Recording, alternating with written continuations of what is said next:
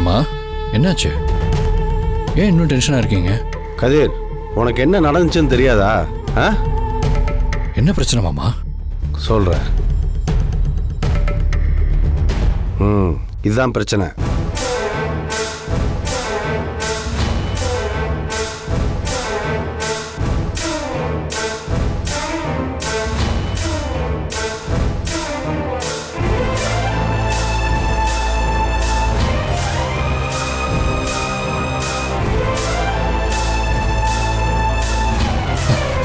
சும்மா விட்டீங்க எப்படிப்பா?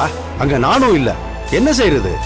இப்ப அந்த உத்தமன் வந்து இந்த வீடியோவை காட்டி டென்ஷன் பண்ணிட்டு போயிட்டான். அவனை நம்ம வீட்டுக்குள்ள நுழைய விட்டது தப்பு மாமா. மாப்பிள, எங்க போற? மாமா, அந்த பொண்ணு யாரு என்னன்னு எனக்கு தெரியும்.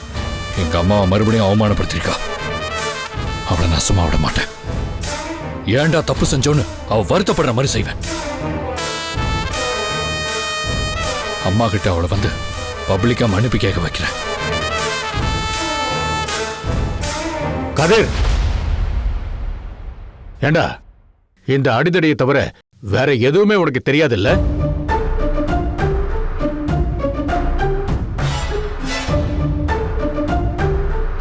வேணாண்டா, சொல்றத கேளு.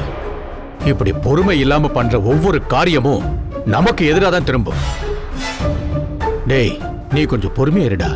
அம்மா அவமானப்படுத்திருக்கா தாத்தா. இருக்கட்டுமே, அரசியல்னாலே மன்னிக்கிறது தான்டா முக்கியம். முந்திக்கிட்டு போய் அடிக்கிறது கிடையாது. பேசாம இரு. இல்ல தாத்தா, அம்மா வந்து பாரு, உனக்கு அம்மானா எனக்கு அவ பொண்ணு. நீ ஆத்திரத்துல பேசுற, நான் அனுபவத்துல சொல்றேன். டேய் கதிர், பொறுமை ரொம்ப ரொம்ப முக்கியம். உனக்கு உங்க அம்மா ஜெயிக்கணுமா வேண்டாமா?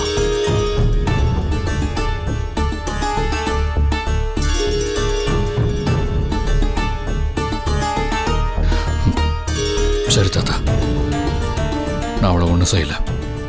போதுமா? நிஜமா தானே சொல்ற? பின்னாடி நீ ஏதாவது செஞ்சதா தெரிய வந்தா நான் பொறுமையா இருக்க மாட்டேன். இல்ல, நான் எதுவும் செய்யல.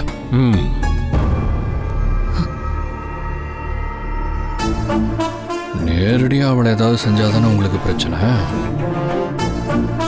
என்ன பண்ணணும்னு எனக்கு தெரியும்.